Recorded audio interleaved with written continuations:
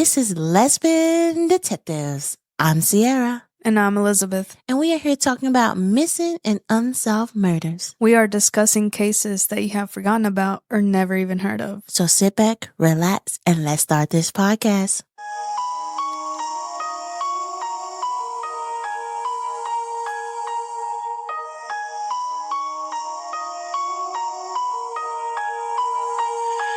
This is the case of Asha Degree. This case right here has always made me wonder what really happened to her. And I am so excited to finally discuss it with you guys. Yeah.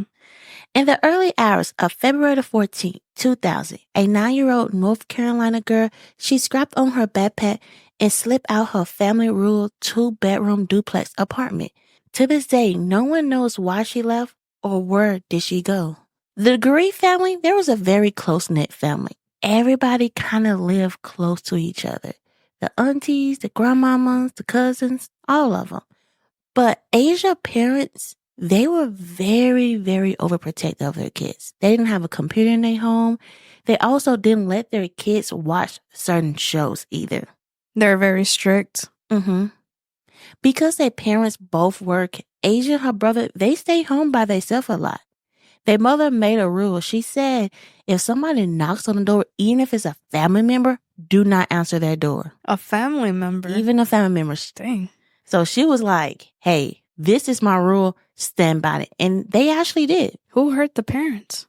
I don't know, but that's kind of how I am. I don't care. If I didn't tell you somebody's coming over, you do not answer that door at all. I guess I was brought up differently. Because random aunts, uncles, cousins, long distant family members would randomly show up at the house and expect But that's how we're different, though. They would expect my mom to feed them. That's how we're different, though. Me, I'm like, you gotta call me before you come to my house. You're like, oh, I don't care. Like, they can come over. Hispanics are like, everybody's welcome to the barbecue. Right. So the time of the weekend, it wasn't very documented, but this is what I kind of put together. So some people might have different opinions of me, but after reading all the news articles, this is what I put together. Okay. February 11th, 2000. It was a Friday, but the kids, they was out of school. But both her parents had to work, so she stayed with her aunties. Asha and her brother, they both had a basketball game that day. Asha, she got fouled out the game, and that was her team's first loss of the season. I bet it was hard on her. Yeah, she was so mad. She was crying. She was so disappointed in herself because she caused her team to lose. Well, she thought that way because we don't know.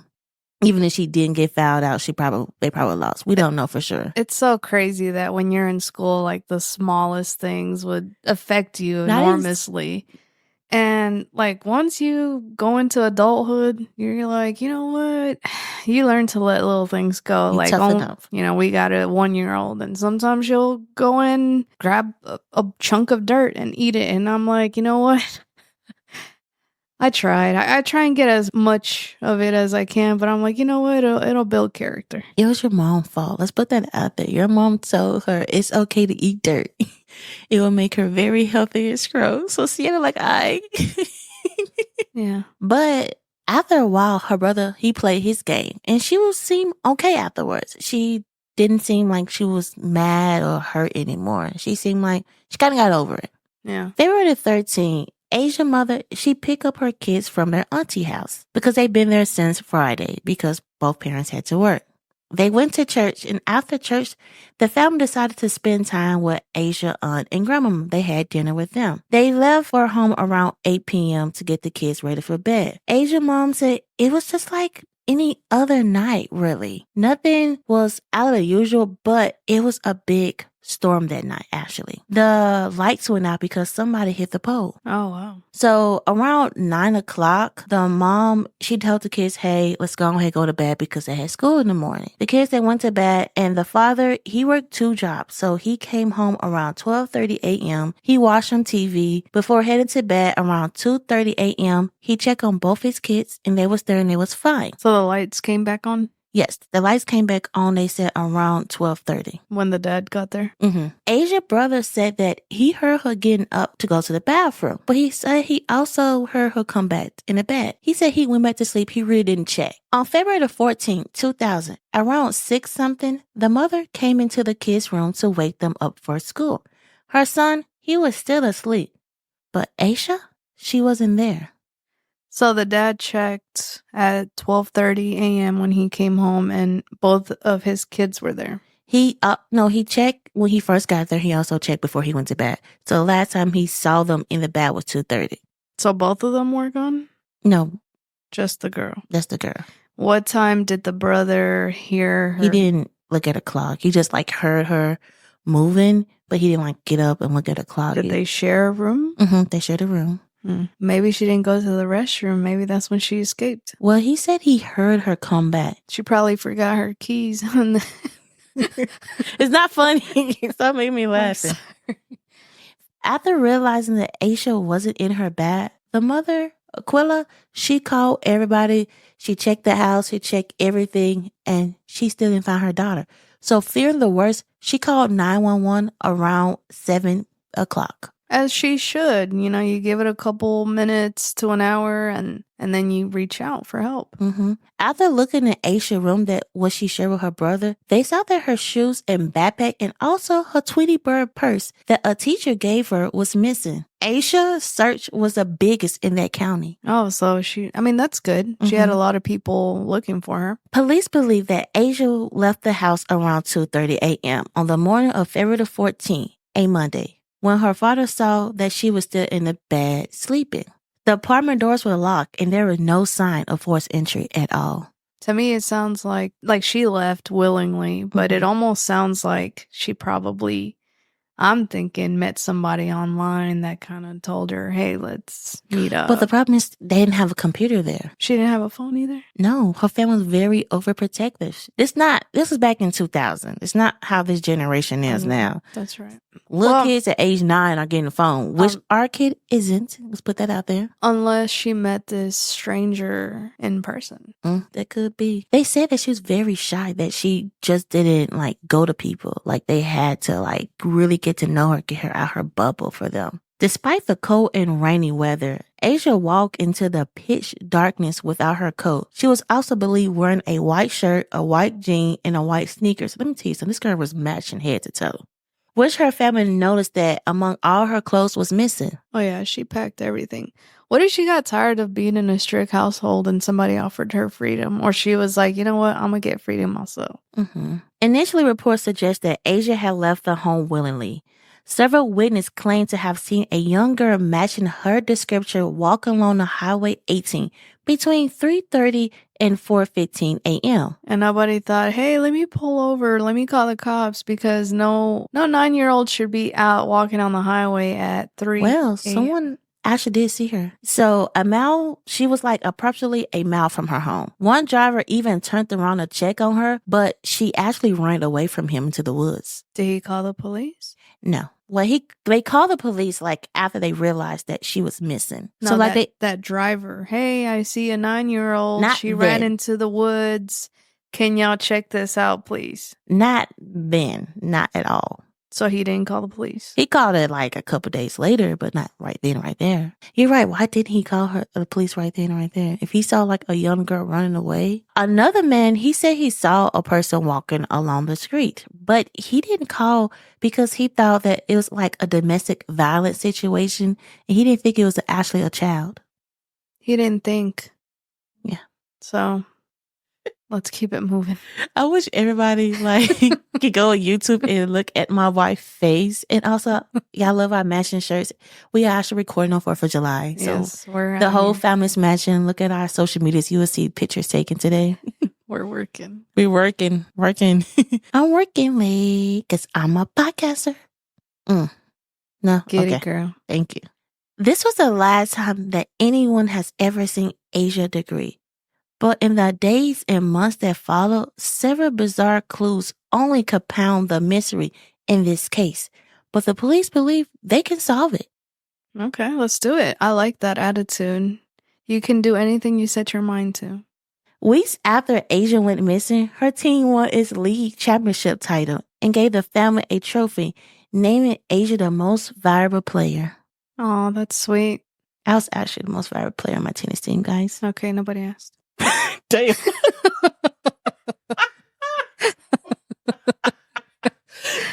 On the morning of February the 15th, a business owner saw some particular things inside the doorway of his tool shed.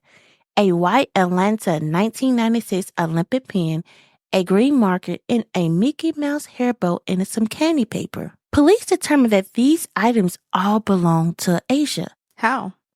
Give me a second. Damn. You like... I tend to jump the gun. You did. The shed was located about 100 yards west of the spot of the Highway 18 where the truck driver actually saw Asia. That never called the police. Right. At this spot, investigators found wrappers from the kind of candy that the parents said that they had at their home. The mother said these was Asia's stuff. How did she know? She just knew that her kid's stuff was her kid's stuff. I don't know how to explain it. She said how many people or how many kids eat candy? They also found some more stuff. Okay, let me tell you. The shed owner found some things else near Asia belonging. A wallet, a size picture of a young girl. Asia family didn't recognize the little girl. And despite the picture being shared by news outlet, no one ever came forward to say who she was. What picture of a little girl? So some more stuff was found where Asia stuff was. A picture of a little girl. Of another little girl? Yes, but the family didn't know who she was. And the police put it on all news channels and they didn't know. Nobody never came out. But that's Asia's candy, but then there's another picture of another girl. That's what I'm saying. I need cold, hard evidence. You need DNA on the candy paper that match Asia. Something that is stamped, sent, and documented. Right. Despite searching on foot, horseback, and even with dogs, they lost the trail of Asia. What does horseback have anything to do with this case? I mean, they're in country, so... I mean, it's a mode of transportation, but they could have ridden their bicycles. They could have ridden ATVs. Horsebacks don't really do much. Now, the canines, the dogs, they pick up scents. That's a good tool to find somebody. Mm-hmm. But now, horsebacks, I feel like you're just showing out. This is really affecting you right now. Hey, I got a horse. Let me jump on it. I don't know. I have to look that up. I don't know either. And we're from Texas. Well, I'm not from Texas. Well, you're from Tennessee. It's still the South. Yeah, that's true. 18 months later, the police believed that Asia had been a victim of a foul play. Really? Yeah. Sorry, guys. On August the 3rd, 2001, Terry Fleming found a black and beige backpack 25 miles north of where Asia was last seen and less than 50 yards of Highway 18. Did he call the police? Yes. Thank God. Well, when he found the backpack, he did. Good job, Terry. Inside, it was Asia's name and her family phone number. Other contents of the bag were not released until much later. And Fleming told reporters that the authority had asked him not to disclose any other detail that he had found. Why? I don't know. A nearby resident, however, told the Shelby Star newspaper that the backpack has been found in a wrapped plastic bag. In an October 2010 profile, Good Morning America reportedly said it has been wrapped in a trash bag. So she wanted to tell Good Morning America all this information, but she didn't tell the police when she found that. Well, it was a different person. She was somebody close by. So Terry, he didn't say nothing. He kept it locked. But she said it. She was with Terry when he found the backpack? No, she just... So how did she know that it was in a black bag? Well, she was nosy. She just wanted attention. She wanted her moment. The investigators, they confirmed that the backpack belonged to Asia, but have not released the reporting of plastic wrapping. Authorities later determined that Asia, she had packed ahead of time, taking with her blue jeans, bearing a red striped white long sleeve shirt, and a pair of black overalls. After the backpack was found, Cleveland County Sheriff Dane Crawford said he no longer appears that Asia was just a runaway. That was my theory since the beginning. I feel like somebody lured her out. They got to know her. They built trust with her. He also told the Star that the backpack seemed that it was thrown out a moving car. The backpack was later sent to the FBI for further testing. Over the years, many theories came out. Some speculated that Asia was lured by somebody that she met online, which one of your theory was. But you said they had no internet. Well, so that's what they said, okay? Or maybe she used the internet from school. Because I remember instead of going to lunch, I would go to the library. But you was in high school, right? Yeah. She was in elementary. Oh. Others suggest she may have been abducted by a stranger. Despite the rural nature of the area and a lack of witnesses, additionally, some have questioned if Asia might just run away due to an issue at home. Yeah. You never know what's happening in somebody's household. And it's always like those people that want everything to be pitch perfect, probably because it's not. Like, I'll be honest, I don't have all my stuff together, but I try. Mm-hmm. And I'm honest, I'm transparent. I'll be like, you know what? She ate some dirt, but it's going to be okay. I ain't perfect. I'm human. She's just like dirt. She that kid that about to eat the dirt. You know, the glue kid in school? That's going to be Sienna. Yeah. Guys, don't take my baby. The FBI remained active with the Cleveland County Sheriff's Office, and the FBI continued to pursue leads. In 2015, the FBI announced a renewed focus on the case, and in 2016, they released a artist's age-progressive image of Asia. Despite the effort, no breakthroughs came through. In 2016, authorities shared some information from a tipster that someone matching Asia's description might have been seen getting into a vehicle along the highway that she was last seen in. The description of the car was a early 1970 model dark green Lincoln Continental Mark V or 4 Thunderbird with rusted around the wheels. Wow, that's very... Did he write down the license plate? Right, because that car, I'm not good with cars, guys. So, like, if somebody go missing by me, I'm going for the license plate. I can't tell the police. I like, it was a green car.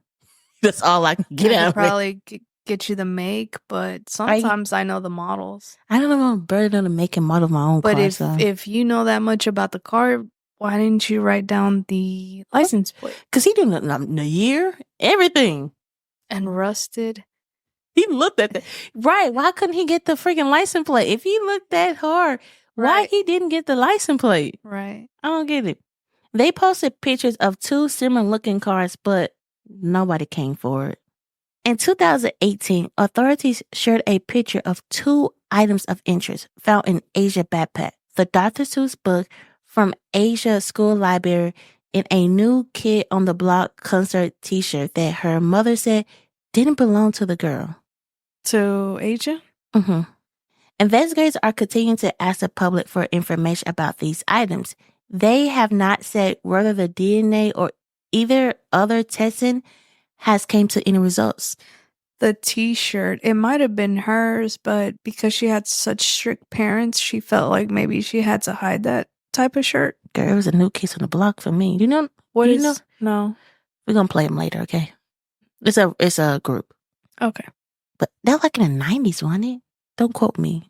In 2020, the Shelby Star received a letter from a man claiming to know how Asia been killed and where her body was buried. After investigating the man, he served a prison sentence for sex crimes against children. Investigators determined that his claims was about nothing. How? I know. This part, it pissed me off. It pissed me off so much, guys. Like, I even saw, like, the person who it was, because everybody thought, like, okay, we figured out who he was. Yeah, he fits the profile. He commits crime against kids. He's coming out. Maybe he's a serial killer. Serial killers get a kick out of being recognized for the crimes that they commit. Mm-hmm. But now he's not a suspect? Like, what is wrong with you guys? Right. Asia parents haven't spoke publicly about their daughter's disappearance in the recent years. But in 2020, her mom said that she still believed her daughter was alive. We're hoping and praying that she had a halfway decent life anyway. Even though we didn't get to raise her, Asha Degree said in a video shared by the FBI, we miss everything, but I don't care. If she walked in the door right now, I wouldn't care what I miss. All I want to do is see her.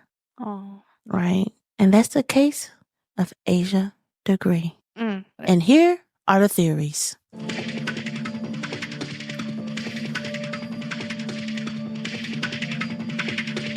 All right, so you go first because I kind of piggy off yours. No, you guys should go first. I want to, hold on. I think I was thinking out loud as I was. Because I have heard this case so much, right? I have heard this case when it first happened because I'm like, my mom, she is a true crimer. My grandmama liked true crime. Shout out family. But this case has always like questioned my mind because I have theories, but I haven't had one that's like, this is what happened in my head. And even the other case, Antoinette. Yeah. I feel like, okay, this is what Antoinette, we kind of all figure out what happened to her. But, Alexa, I had a plan. Milbert Twins, I had a plan. But looking at this case and even like listen to different podcasts, I'm stuck. Personally, there's two things in my head that could happen. Go. Somebody lured her out. I'm sorry to say this. 9-year-old girls, we ain't the smartest. We ain't that smart to plan out to leave our home. Because you have to hear, they say that she packed a bag.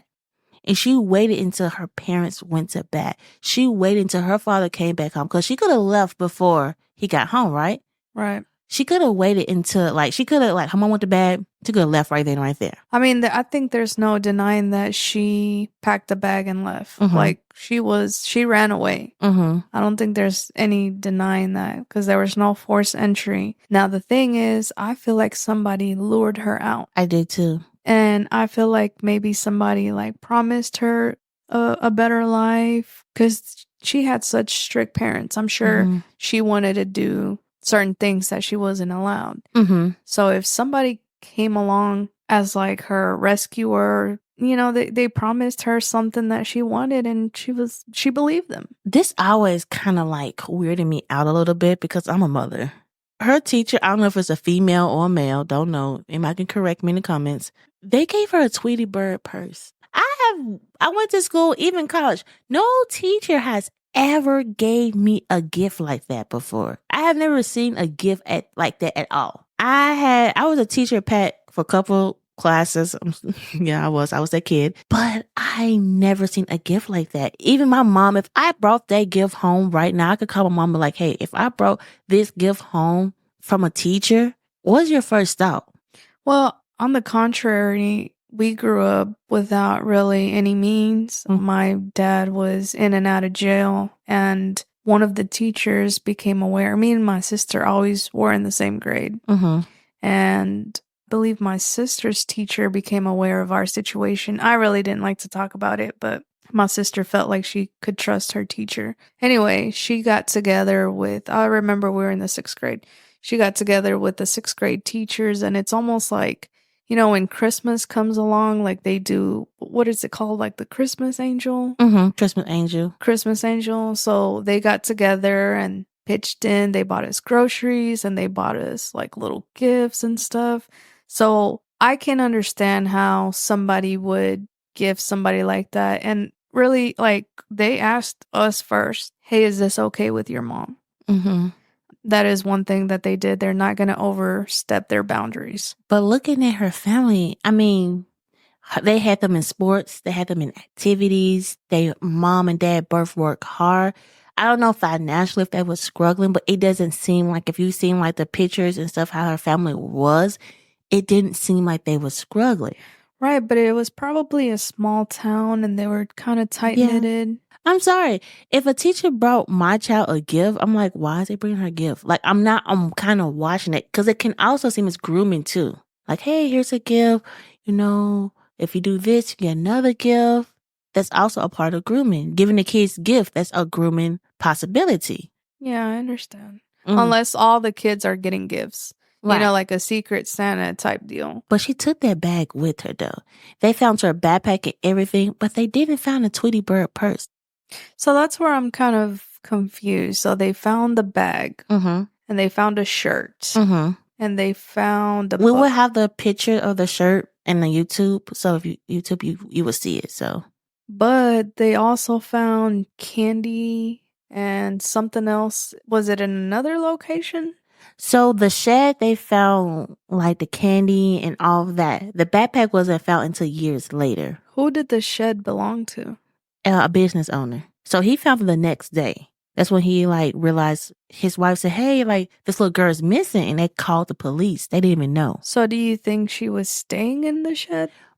Because it was raining at night. So she's walking out in the dark, in the cold, right? So then that means she had nowhere to go. If she's going to a random shed, that means she didn't know where to go.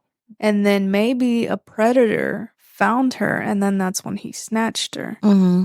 But if she ran away without a plan and had to figure it out along the way, the shed does make sense. You're walking, you're getting a little hungry, you pop a candy in, and then, you keep going about your way. Maybe she was waiting until the storm calmed down. And then in the highway, like, you're pretty visible. Mm-hmm. There were strangers coming at her. You did say that, but she knew She ran. stranger danger and she ran. And that's the problem I'm getting, because it seemed like her family talked to her very hard about stranger danger. Even this man come in the truck, like he was trying to, save her, make sure she was all right. She ran. So she knew to run away from him. That's what my logic, because it seemed like, okay, you could play devil advocate. You could say she just ran away, but it was so smart for a 9-year-old because she timed it, right? She really timed it. Right. She knew my dad's getting home. She knew, okay, I gotta wait until he go to sleep. How long did she wait until she left? Her bags was already packed. The thing about it is she put a lot of thought into it. Mhm. But I think the main thing is, where are you going to go? When you run away, you can, she timed it perfectly, like you said, but Mhm. you have to have a plan. You can't just go out here and expect. That's what I was trying to get at. Go ahead, sorry. Because how smart she was planning every step, she had to have a plan of where she going next. It wasn't like, oh, I'm running away, because she packed her bag already. She had certain things in her bag that she wanted to take. She had a whole outfit on. Because usually kids just run away, they just put like something on quick. No, she put a whole outfit on. She didn't take her coat. That was another thing. She didn't take her coat. So she's walking with her backpack, her purse, everything that she wants with her. She's taking it. And most kids, they run away, they're not going to really take, like, they're going to take candy. They're going to take a stuffed animal. They're not going to take clothes. To me, I felt like she had a plan where she was going to go. So then the shed only makes sense if she was trying to wait out the storm. Right. And she actually did have a destination, but she had to take a little detour while the storm settled. Because they said their family's very tight-knit. To me, even your family tight-knit, it could be a new boyfriend coming. It could be an uncle that's grooming her and like telling her like, hey, stuff like that. Even a teacher, a basketball coach, because she plays sports. They could easily groom her, because this plan, if she was probably like 13 or 14, I'm like, okay, I can believe it. But a 9-year-old, that's too smart, because I'm thinking like if I was a 9-year-old, I would run away. Probably like sunny outside. She ran away when it was cold. It was raining. That person told her to run away. And also, sometimes I feel like, was it a person that wanted to hurt the family? Because also, it was the mother and father anniversary. They got married on that day. I mean, I think it was just a coincidence. I don't really think it was personal. But the thing is, if it was a family member, why? I mean, if she ran away with a family member, people would figure it out, because they'd be like, oh, Asia's missing and now this person's missing too. Or I just could have waited out, because it seemed like whoever the person was very smart and reticulated, because they had her do each step. Because if she was meeting them, he didn't go pick her up at the house because he know his car been seen. We also got to think about that. He probably told her to meet him somewhere, and she was going to meet him there. He probably said, hey, wait until your dad go to sleep. Listen now. Because her mama said that she was playing all day long with her cousins and she took a nap. I don't know. I'm just not on board with that theory. What theory on your own? I think she ran away. She went to the shed because she was waiting out the storm, and then she got snatched by either like a stranger or she somehow did get lured, but I don't think it was a family member. I didn't say it was a family member. I said somebody that knew her. Because her mom, how she speak of her, they said Asia was shy. She was a shy little girl. Like, she didn't like going places with people. I know, but you said that this person had like a personal vendetta against the family because I'm just throwing out theories, and you're not letting me finish my theories. Oh, well, good. I just feel like I'm throwing out theories because there's so many theories out there. And you ask me, like, what's your theory is? And I'm like, I really don't know. I'm just not coming up with ideas, but I'm saying, like, hey, this is my theory. Scenario. Yeah, scenarios. Because she's 9. I'm thinking about her age as a 9-year-old. I wasn't that smart to plan a runaway, but it seemed like, I don't know if she was very smart. Well, they said that she was a very smart little girl. She already had her life planned out at the age of 9. She knew the college she was going to go to. She knew what she was going to study. She knew everything. Yeah, she was very smart. I didn't know what I was going to be when I was 9. I want to be a lawyer. I still don't know what I want to be. We're a podcaster. Oh, yeah. I'm working late because I'm a podcaster. Coming soon. My theory is I think somebody groomed her. I think somebody lured her away. I'm thinking like her a little bit. I'm trying to like put myself in her shoes. Okay. Somebody groomed me. Somebody tell me the plans. And then it's raining, a truck coming at me. I'm running away. I find this shed. Let me wait in the shed until the weather gets better. Okay. The weather's get better. Let me keep walking to the place where I'm going to. But what if they're not there already? If they're gone or they're not waiting on me, what I'm doing next? Or what if I just walk to that person's house because I know where they stay? Yeah, I feel like she had a plan. She knew what she was going to do, where she was going to go, but the plan turned out to be different. Yeah, because she sat there and ate the candy. They say the candy was her. She sat there and brought some snacks with her. But what always get me is the picture. You remember they found another picture of a little girl in there. So that's kind of where that I call him a serial killer. The guy that said, "Oh, I know what happened to her," all this stuff. It makes sense because if he has multiple victims, they usually like to keep a trophy. Mhm. Maybe pictures was his, trophy. So that makes sense why the other girl's picture would be in her belongings because he likes to keep certain trophies. Or what if the shed was the place they was meeting at? That could be because if he already have, like you said, trophies there's of little kids, that's another thing. But the shed belonged to a business owner. If I'm snatching kids, I'm not gonna do it in a business owner's. Well, when you see the shed, it looked basically abandoned. Right, but you don't know. To me, if I was gonna do this, it would have to be in my own space where I know that nobody can get in, somewhere private. Business owner shed, I mean, it could look abandoned and everything, but stuff can go south. You don't know. A lot of people don't think as you or as I do. They don't think like that clearly. Well, if he's had multiple victims, and he got caught into the jail, so he's not that smart. If you've had multiple victims, you need to be strategic. If not, you're gonna get caught within like the first or second. And some of them don't think like that. I'm saying they say some of the criminals are the dumbest people in the world. That's what people say. I don't believe that. I said criminals. I didn't say serial killers. I said criminals. Serial killers, some of them probably are smarter than us because they think it feel. We never thought about the business owner. The police should have looked into the business owner, into the person who had a matching vehicle, the green Continental. Well, they never found the person who had the matching car. It just said that the person saw her getting into that car. Right, but they can run records,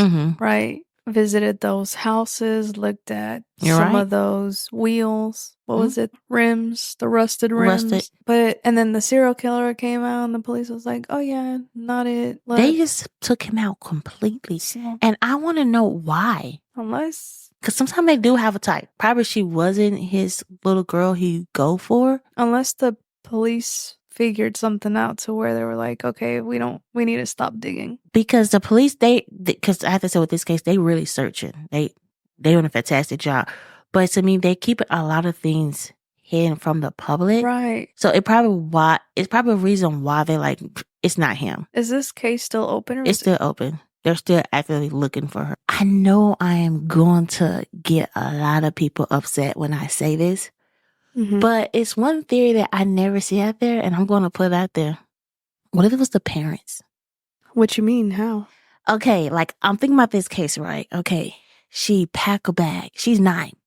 You think about this age. She's 9 years old. She packed a bag. She left the house. So the parents didn't hear the door open or the door closed. And then the time frame is right when the father went to bed. So you tell me like this little girl played sleep until she heard her like, oh, my dad's gone. Let me go, get my stuff and let me escape. So she escaped, she leaves, she walking and people see her. Cause sometimes people say, oh, I saw her. But one man was like, oh, I thought it was a duck. And one man like, oh, he described her, but it wasn't like the same outfit, Yeah.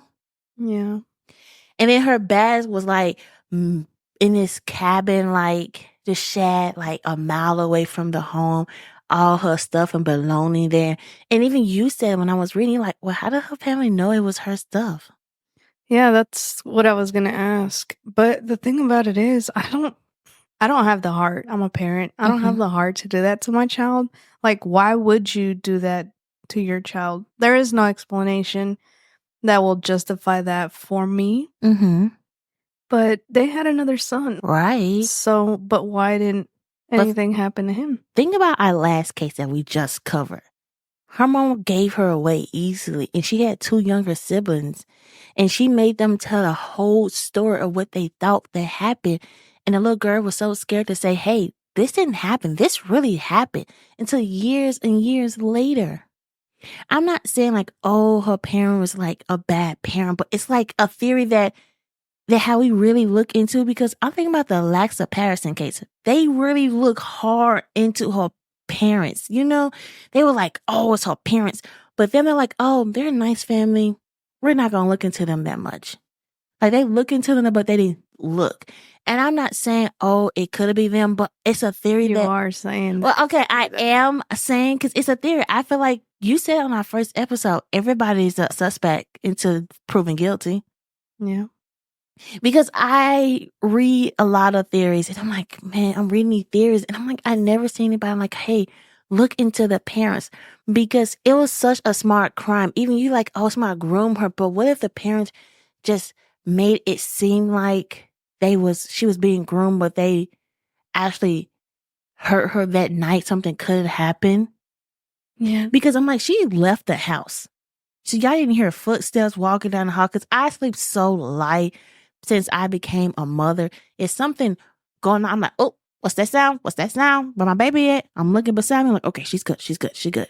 That's how I am.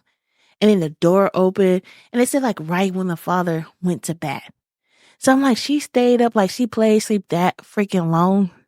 Yeah. Well, it wouldn't hurt to look. Cause I mean, am I just thinking crazy? I'm like, I don't want to be like, oh, it's them. But it's a possibility it could be them, because I'm just like, I'm on a non-bias, because I feel like a little girl is missing. A little girl is hurt or injured or possibly dead. I don't care if I make the family mad or make this person mad. We need to look at everybody. Have a look into the aunties, the uncles. What if it was a family member? Right. So, sorry if I make y'all mad, but hey, this is a podcast. I think with the police, like one thing I love about, I'm not saying love, but interests me about missing and unsolved murders is just like mostly missing. They just disappear. Like there's no trace. And you're trying to figure out like, how did that happen? It stresses me out, honestly. I know you love this. That's why I chose this. I'm a I try and be a problem solver. And whenever I get cases like this, it really like messes me up because I'm trying to figure it out, but I don't have much to go on. I understand, but I love it. I know. Twisted. I am not twisted. Oh, I found a new podcast. It's a true crime podcast and it's amazing. It's called Hot Garbage True Crime. You guys should check it out. My wife and I, we did like a little vacation and just found it out of nowhere. And we listened it the whole way to our destination, and I was obsessed. It's just as addicting as ours. Our favorite episode is the Kendrick Johnson. I don't know if you ever heard that. It's about a young black boy that found wrapped up in a gym mat. How she broke down that case, she had me so flabbergasted. I was like, girl, you killed that. So everybody, please check out my favorite new true crime, Hot Garbage True Crime. I will have like the link in the description bar. Trust me, it was a 10 out of 10. I had to personally like message her like, girl, can I be on your subscriber? Like, I need you. I need you more in my life. Right. So, this is Lesbian Detectives. I'm Sierra. And I'm Elizabeth. And this is a case of Asha Degree. Please like, subscribe, and comment. Give us a 5-star rating. We are on YouTube and we also on all your social media platforms. So, this is us signing out. Bye.